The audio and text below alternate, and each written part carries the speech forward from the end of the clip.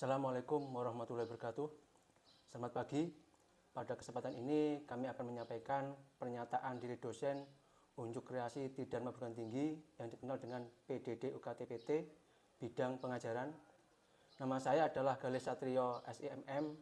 Saya adalah dosen tetap di salah satu kampus maritim di Banyuwangi, yaitu Akademi Kelautan Banyuwangi. Home base saya adalah di program studi Ketataksanaan Pelayaran Niaga dan Kepelabuhan, dengan konsentrasi keilmuan saya adalah manajemen pemasaran. Mata kuliah pada PDD UKT-PT ini adalah manajemen pemasaran jasa dengan bobot 2 SKS dengan pokok bahasan adalah kepuasan konsumen. Penyampaian mata kuliah manajemen pemasaran ini dilakukan berdasarkan 3 unsur, yaitu DIE, Delivery, Interaction, dan Assessment. Pada fase atau tahapan delivery, yaitu kami mencoba memadukan metode pembelajaran dan media pembelajaran sesuai dengan materi setiap pembelajaran di kelas. Selama pembelajaran, saya menggunakan metode pembelajaran collaborative learning, yaitu melalui student centered learning atau SCL, dan case based method, yaitu memadukan ceramah melalui PowerPoint yang diiringi dengan keaktifan diskusi atau pembahasan studi kasus yang menempatkan taruna sebagai pusat kegiatan pembelajaran secara aktif. Sedangkan pada tahapan interaction atau interaksi, kami mencoba bagaimana kami membangun interaksi antara dosen dengan taruna selama proses pembelajaran, termasuk bagaimana mahasiswa terlibat aktif dalam proses belajar dan diskusi. Pada tahapan ini kami mencoba untuk mengurangi kejenuhan taruna, yaitu dengan menyelingi kuis dan juga pembahasan suatu diskusi maupun pembahasan studi kasus sesuai dengan tema melalui artikel jurnal maupun sumber media lainnya seperti YouTube. Sedangkan pada tahap asesmen, kami menjelaskan bagaimana hasil pembelajaran taruna dinilai. Jenis penilaian tersebut seperti keaktifan, presentasi, tugas, kuis, dan yang tak kalah penting adalah soft skill selama proses pembelajaran atau selama proses perkuliahan dan ujian. Deskripsi mata kuliah manajemen pemasaran jasa, yaitu pada mata kuliah ini akan dijelaskan konsep serta strategi pemasaran jasa baik secara teoritis maupun praktis, termasuk di dalamnya adalah perbedaan pemasaran jasa maupun barang. Konsep penerapan strategi pemasaran jasa yang terkait dengan produk jasa, penentuan harga, promosi, serta positioning dan desain jasa, serta mengidentifikasi perilaku konsumen, kualitas jasa, guna mewujudkan kepuasan dan loyalitas pelanggan. Sedangkan CPMK pada manajemen pemasaran jasa ini adalah yang pertama, taruna mampu menjelaskan konsep dasar pemasaran jasa, termasuk perbedaan antara pemasaran barang dan jasa, serta karakteristik jasa yang unik. Yang kedua, taruna mampu merumuskan strategi pemasaran jasa terkait produk jasa, penentuan harga, promosi, serta positioning dengan tepat untuk mencapai keunggulan kompetitif. Yang ketiga, taruna mampu membangun komunikasi pemasaran yang efektif dengan berbagai pihak terkait termasuk pelanggan dan calon pelanggan. Sedangkan materi pembelajaran kami sampaikan ada 16 pertemuan, termasuk UTS dan UAS. Yang pertama adalah menjelaskan kontrak RPS dan dunia pemasaran jasa secara umum. Yang kedua, pemasaran jasa dan relationship marketing. Yang ketiga, perilaku konsumen jasa. Yang keempat, merancang produk jasa. Yang kelima, sistem penyampaian jasa. Yang keenam, strategi penetapan harga jasa. Yang ketujuh, merancang komunikasi pemasaran jasa terintegrasi. Yang kedelapan, segmentasi, targeting, dan positioning merek. Yang kesembilan, strategi SDM dalam pemasaran jasa. Yang 10, manajemen kualitas jasa. Yang 11, manajemen kepuasan pelanggan. 12, mewujudkan loyalitas pelanggan. 13, mengelola komplain pelanggan. Dan ke-14 adalah pemulihan jasa. Sedangkan referensi pustaka yang digunakan yaitu yang pertama, buku dengan penulis Fandi Ciptono, judul Pemasaran Jasa, Prinsip Penerapan dan Penelitian. Yang kedua, buku penulis Dr. Andes Danang Sunyoto dan Fatonah Eka Susanti dengan judul Manajemen Pemasaran Jasa. Yang ketiga, buku Dr. Muhammad Adam dengan judul Manajemen Pemasaran Jasa, serta beberapa artikel jurnal bereputasi. Sedangkan asesmen atau penilaian, ada beberapa indikator penilaian yang saya lakukan. Yang pertama adalah aktivitas partisipatif yang terdiri dari kehadiran, keaktifan, serta soft skill selama di kelas dengan bobot 30%. Lalu yang kedua adalah kognitif pengetahuan yang terdiri dari tugas mandiri, yaitu kuis, dan presentasi tugas dengan bobot 10%. Lalu berikutnya adalah studi kasus atau proyek yang membahas dengan artikel atau beberapa kasus di beberapa media dengan bobot 20%, serta UTS dan UAS masing-masing bobot adalah 20%. Yang berikutnya adalah akan kami sampaikan terkait dengan video pembelajaran selama di kelas. Kami akhiri, wassalamualaikum warahmatullahi wabarakatuh. Siap,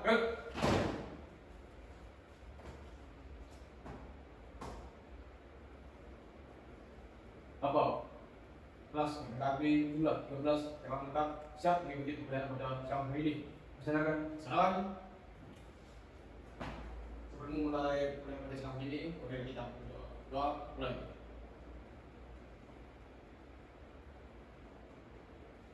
Doa selesai. Saya tempat.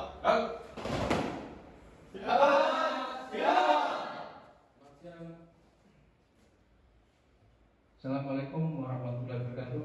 Waalaikumsalam warahmatullahi wabarakatuh. Selamat siang. Siang ya. Baik, alhamdulillah pada siang hari ini kita masih berkesehatan untuk dapat mengikuti mata kuliah manajemen pemasaran jasa dengan tema adalah manajemen kepuasan pelanggan.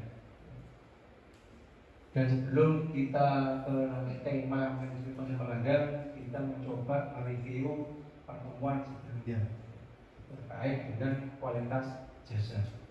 Karena kepuasan jasa itu, kepuasan konsumen itu akan tercapai bila mana masing-masing unsur kualitas jasa itu akan tercapai atau diwujudkan oleh seorang produsen. Tolong dijelaskan terkait dengan unsur-unsur kualitas jasa. Ya, silakan. Izin jawab. Ya, silakan. Simak, untuk kualitas pelayanan jasa itu ada beberapa. Yang pertama ada bukti langsung, yaitu berupa penampilan fisik seperti bangunan, karyawan dan juga peralatan. Ya, maksud seragam. Izin ya, Pak. Ya, Izin yang kedua ada kehandalan, Pak. Artinya itu kemampuan karyawan memberikan servis terbaik kepada konsumen secara tepat dan terpercaya. ya, sesuai dengan janji yang dia sampaikan waktu di awal. Ya, lanjut. Izin yang ketiga ada daya tangkap, Pak. Artinya itu kemampuan yang dimiliki oleh karyawan untuk sigap, tanggap dan cepat dalam membantu konsumen atau pelanggan. Ya, baik. Jadi pelayanan jasa ini harus dilakukan secara agar bagaimana ada seorang pengguna jasa atau konsumen. Izin menambahkan, Pak. Ya, silakan. Izin selanjutnya ada jaminan, Pak, yaitu kemampuan karyawan dalam menerapkan sopan santun dan menimbulkan rasa keyakinan dan kepercayaan yang tinggi serta jauh dari bahaya dan risiko. Ya, di sini ada tambahan juga adanya kemudahan komunikasi. Ya. Memang ada kalanya bila mana ada orang yang tiba-tiba menelpon, itu segera mungkin untuk diangkat. Bila mana ada misalkan ada surat via email, dia harus segera dibalas. Karena itu ada kalanya orang itu kalau ada yang protes atau tidak sesuai dengan pelayanan, itu biasanya via protesnya itu melalui email dan sebagainya. Kalau sekarang via medsos ya. Dan lanjut, silakan. Izin yang terakhir yaitu kepedulian dan empati, artinya memberikan kemudahan dalam berkomunikasi dengan baik, perhatian terhadap konsumen serta mengerti terhadap apa yang konsumen atau pelanggan butuhkan. Yang ditekankan dalam hal ini yaitu karyawan dalam menunjukkan kepedulian kepada para konsumen melalui layanan yang diberikan, Pak. Sekian. Ya, baik. Jadi ada 5 elemen tadi ya terkait dengan kualitas jasa. Nah, ini kalau masing-masing hal tersebut berhasil dirasakan oleh produsen, biasanya seorang konsumen akan menjadi puas. Ya. Dan terkait dengan tema hari ini adalah ada beberapa capaian yang perlu dicapai oleh mata kuliah ini, yaitu taruna memahami tentang definisi kepuasan konsumen, lalu manfaat kepuasan pelanggan, elemen kepuasan pelanggan, dan metode pengukuran kepuasan. Empat subbab ini yang nanti dibahas pada pertemuan hari ini. Ya.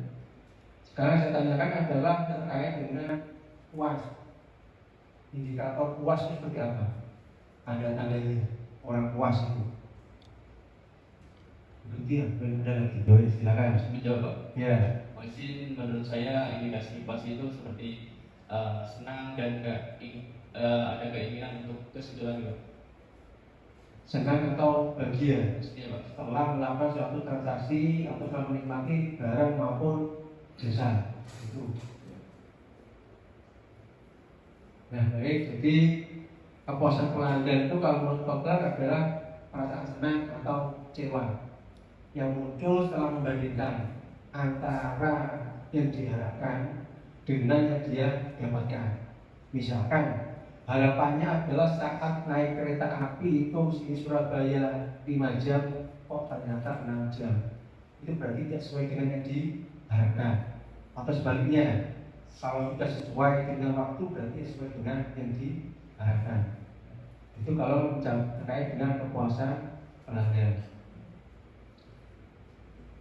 Atau yang kedua adalah menurut Angel, kepuasan pelanggan merupakan evaluasi pola beli di mana alternatif yang dipilih sekurang-kurangnya sama atau melampaui harapan pelanggan. Kalau melampaui itu biasanya tahap berikutnya adalah menjadi loyal. Ya.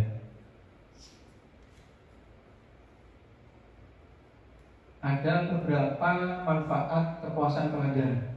Yang pertama adalah manfaat ekonomi retensi pelanggan. Jadi maksud di sini adalah bagaimana saat ini kepuasan itu harus dipertahankan. Memang mempertahankan itu mudah untuk dijalankan, ya, mudah. Tapi ada kalanya juga sulit tergantung dengan mental masing-masing seorang produsen. Karena apa seperti itu akan menjadi rapuh bila mana dampaknya itu luar biasa. Itu dampak untuk bila mana kita gagal mempertahankan itu 5 kali 7 kali modal awal, ya, 5 kali 7 modal awal untuk mengeluarkan atau menormalkan kembali kepuasan pelanggan oleh kepercayaan seorang pelanggan. Yang kedua adalah nilai kumulatif dari relasi berkelanjutan. Ya. Bila mana seorang puas itu biasanya akan otomatis mendapatkan nilai-nilai kepuasan secara kumulatif dari sisi hubungan 1 tahun, 2 tahun otomatis, apalagi tambah lagi dengan orang itu menyampaikan pada pihak lain sudah berapa kali. Misalkan satu arisan saja ada 20 orang, minimal 20 orang. Belum lagi yang 20 orang lagi menyampaikan pihak yang lainnya. Ini kalau ditambah dengan 3 daya persuasi ketombolan misalkan tadi. Kalau Anda puas tadi akan bertolak kepada yang lainnya. Yang keempat adalah reduksi sensitivitas harga. Jadi kalau sudah puas itu ada kalanya seberapa mahal pun akan dibeli atau ditransaksikan. Contoh, bisa jadi naik kereta api itu yang harganya jutaan, yang ada atapnya terbuat ada kaca itu kan bisa kelihatan pun mahal. Tapi berhubung orang itu merasa puas, bisa jadi beberapa bulan berikutnya atau momen tertentu berikutnya akan belanja hal tersebut, mentransaksikan kegiatan penggunaan kereta api. Lalu yang kelima adalah kepuasan pelanggan sebagai indikator kesuksesan bisnis di masa depan. Orang itu kalau merasa puas, otomatis biasanya akan menjadi indikator bagi seorang produsen. Otomatis minimal itu adalah membuka usaha cabang baru langsung berkuat, karena ada tertular dan sebagainya tadi. Sekarang saya coba untuk ada video yang nyaman, aman, dan tepat waktu. Mungkin kita akan bermain dengan salah satu model transportasi. Nah, ini ada upaya bagaimana PTKI mencoba untuk menerapkan unsur-unsur kualitas jasa pada perusahaannya kepada seorang pengguna jasa. Itu menjadi model transportasi yang diminati oleh masyarakat. Lalu, bagaimana perkereta apian di Indonesia bisa melakukan revolusi perubahan besar dan menjadi model transportasi terbaik di Indonesia? Mari kita simak bersama. Kondisi perkereta apian sebelum tahun 2012 bisa dibilang memprihatinkan, terutama bagi penumpang yang berada di kelas ekonomi. Penumpang harus duduk dengan kursi yang tegak lurus dan selalu menanyakan dengan udara yang panas karena gedung tidak dilengkapi dengan pendingin udara. Cepat ya. Kau selalu terisi penuh dengan penumpang gelap yang tidak terangkan dan bapak stasiun. Ingat, gimana? Dan bayangkan betapa kuatnya kondisi perkereta apian Indonesia saat itu. Revolusi perubahan kereta api Indonesia mulai bergerak di kala PT Kereta Api Indonesia dipimpin oleh Bapak Stasiun Yunan dari tahun 2009 hingga tahun 2014. Untuk langkah awal perubahan wajah perkereta apian Indonesia, beliau memulainya dengan hal yang paling sederhana, yaitu merubah image toilet stasiun yang terkenal umum menjadi toilet yang bersih dan tentu saja gratis. Langkah kecil tersebut ternyata mendorong langkah-langkah perubahan besar lainnya pada perkereta apian Indonesia. Salah satu langkah besar dimulai di tahun 2013, di mana para pedagang asuhan mulai dilarang berniaga baik di jalan maupun di dalam kereta. Sistem boarding pass mulai diterapkan dengan penumpang yang memiliki nama sama pada tiket dan kartu identitas yang boleh memasuki peron stasiun, sehingga penumpang gelap yang tidak memiliki tiket tidak aman.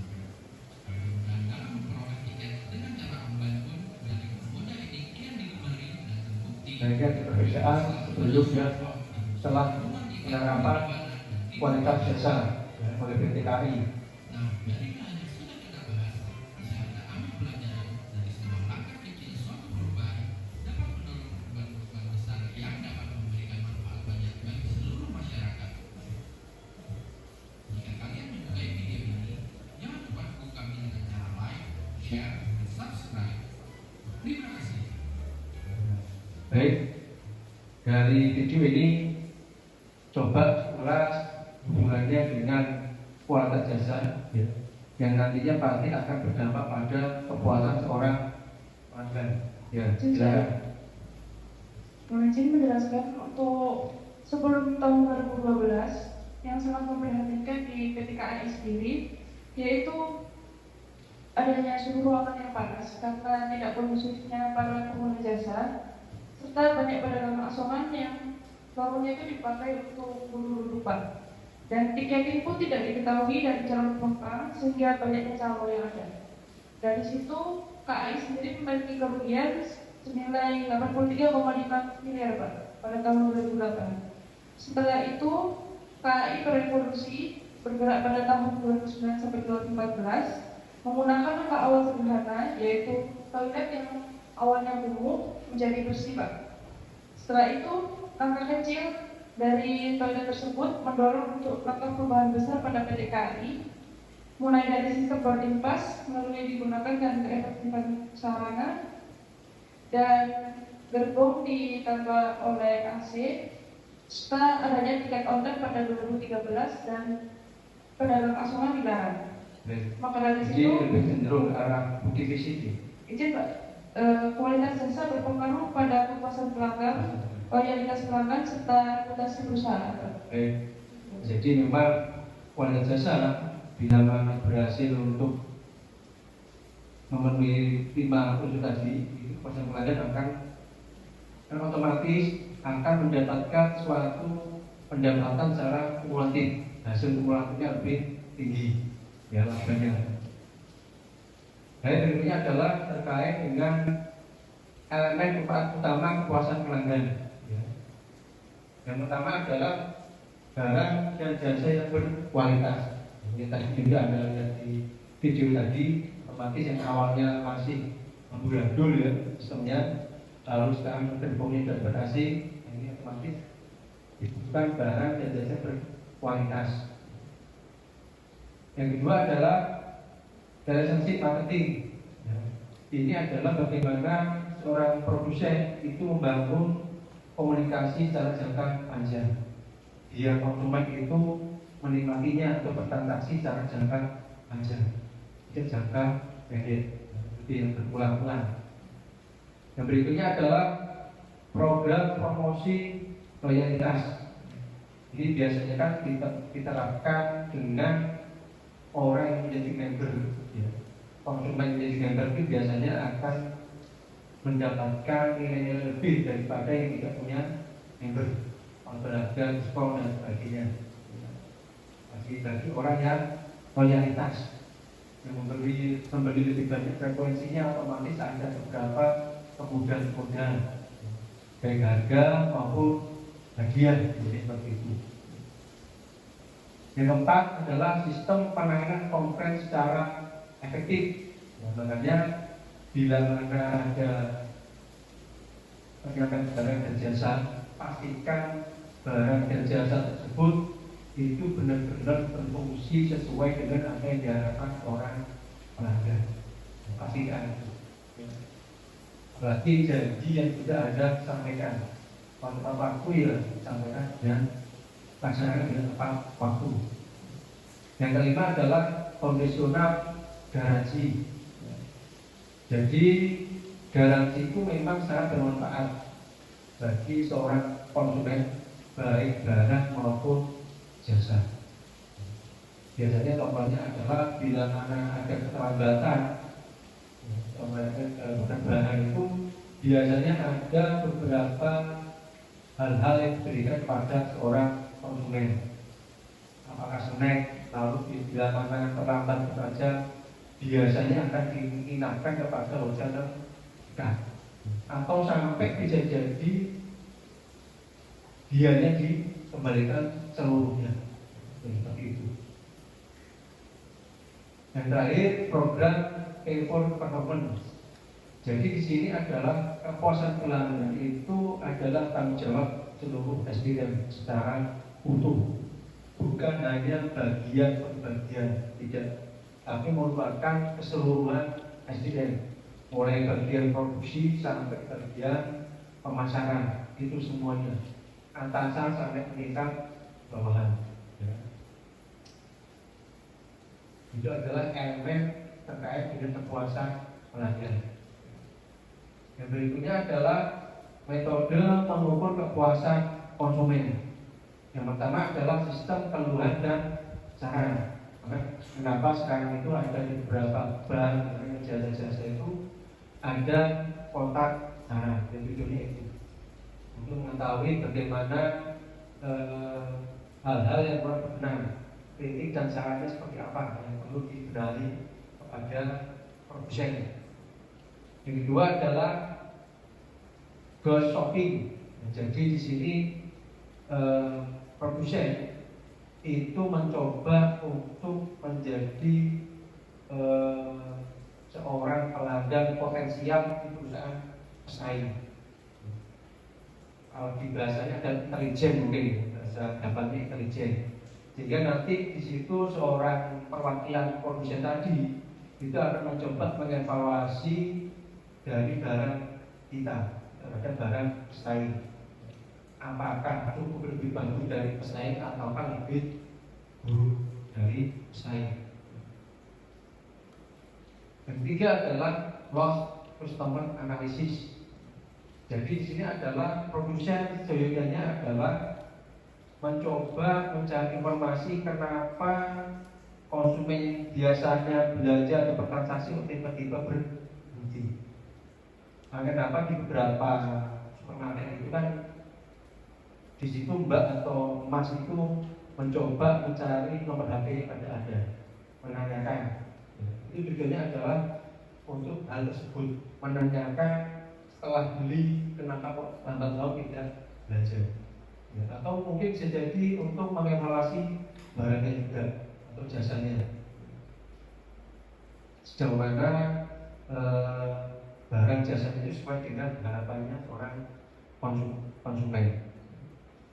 Yang terakhir adalah survei kepuasan pelanggan.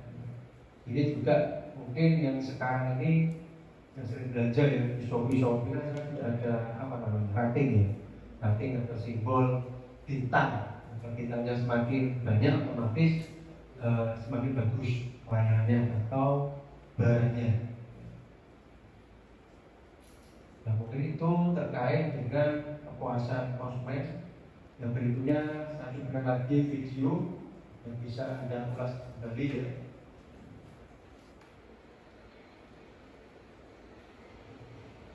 Nah ini kegiatan bongkar muat di PT BCPI Surabaya ya.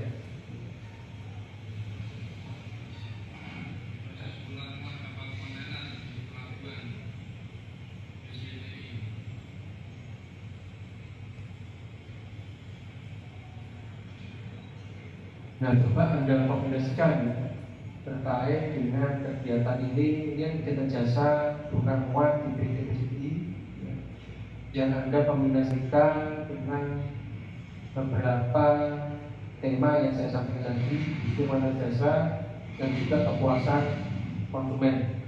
Ya, silakan coba ulas terkait video ini. Ya, silakan, Jasi. Kalau dilihat dari video itu ada kualitas layanan, di mana kualitas layanan itu berupa pelayanan yang cepat, akurat, dan profesional. Petugasnya juga ramah dan responsif, penanganan barang yang aman dan sesuai prosedur. Kemudian ada ketepatan waktu, di mana proses bongkar muat selalu tepat pada jadwal yang sudah ditentukan. Kemudian tidak ada keterlambatan barang sampai diterima kepada penerima barang atau consignee. Kemudian ada keamanan barang, di mana barang tidak rusak, hilang atau tertukar. Karena sudah ada sistem pengawasan CCTV dan HT dari antar petugas di pelabuhan. Kemudian komunikasi dan responsif dari seluruh pihak yang terlibat. Kemudian kesesuaian harapan dari layanan yang sesuai dengan apa yang dijanjikan dan disetujui sebelumnya, tidak mengecewakan ekspektasi dari pelanggan. Dari unsur-unsur yang terlebih dari yang di video itu menimbulkan kepuasan konsumen, sehingga konsumen itu percaya bahwa perusahaan bisa mempertahankan kualitas pelayanannya dan konsumen akan terus menghubungi pihak bongkar muat untuk menangani barangnya di tempat tersebut. Ya, ini otomatis biasanya saat sudah menjadi puas 1-2 kali puas, itu biasanya kumulatifnya berupa loyalitas.